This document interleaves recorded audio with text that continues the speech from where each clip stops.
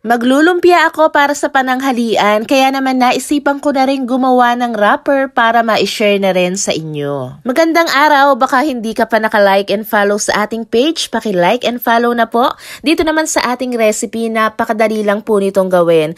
Pagsasama-samahin lang natin yung 2 eggs, 1/4 cup ng cornstarch, 3/4 cup all-purpose flour, 1 cup ng tubig, 3 tablespoon of cooking oil, pinch of baking powder, and pinch of salt. So pag gagawa ka ng madami, i-double or i-triple mo na lang itong ating mga ingredients. So after nating mapagsama-sama yan, ay imimix natin tong mabuti. Then i-strain natin to 2 beses para naman smooth talaga yung kalalabasan nitong ating lumpia wrapper. Sa paggawa nito, mas mainam po kung ang gagamitin natin ay yung mga non-stick na kawali para hindi talaga manikit. Bali dito nga ay naglagay ako ng 1/4 ang sukat. Mahinang-mahina lang po kailangan yung ating apoy. Then iswirl natin ng mabilis. Importante po talaga na bilisan natin para hindi tumigas agad itong ating butter. At ito hindi na natin to bibilingin. Aantayin lang natin na medyo umangat yung gilid niyan, mga 3 minutes. Yes po, ganun lang po talaga kadali. Importante lang talaga non-stick ang ating kawali. Bali dito nga sa mga ingredients na aking ginamit ay nakagawa ako ng 10 to 12 piraso. Depende po yan sa nipis ng inyong gagawin. So pag mas manipis pa dito sa ginawa ko, kaya po ang 12 pieces. At dahil nga meron tayong lumpia wrapper, di gagawa na rin tayo ng lumpia sauce. Dito sa isang saucepan ay pagsasama-samahin lang natin itong ating mga ingredients. Ayan na po sa screen. Paki-screenshot nyo na lang po para sa susunod. Pag nag-try kayo, hindi nyo na makalimutan yung ingredients. At kung ayaw nyo ng MSG, wag nyo na pong lagyan. So after nating mapagsama-sama ay isasalang na natin sa apoy. Continuous natin itong hahaluin hanggang sa kumulo at maging malapot.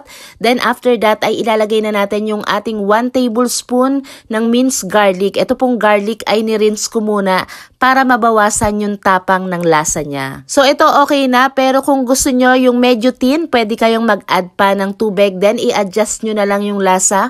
Pag gusto nyo ng mas matamis pa, dagdagan nyo yung sugar. Kung gusto nyo naman ng medyo hindi matamis, ay bawasan nyo yung sugar. Kailangan rin natin ng Happy, kahit anong brand, importante, masaya.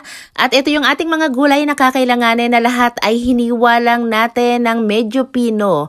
So yung ganitong pagkakahiwa, saktong-sakto lang po to. At kapag okay na yan lahat, ay magigisa lang tayo ng sibuyas, bawang.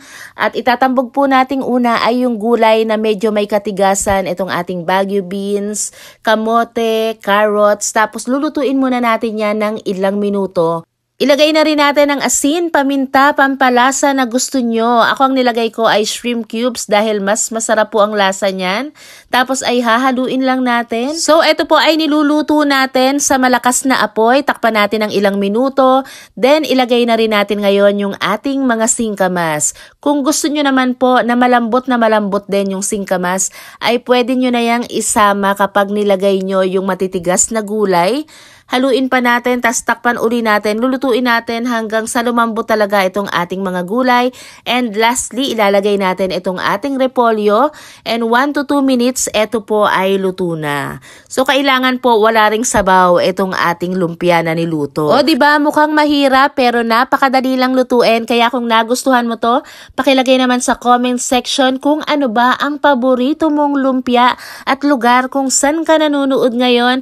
At maraming salamat po sa inyong lahat. Shout out nga po pala kay Ma'am Nada Sanchez ng Rizal, Laguna.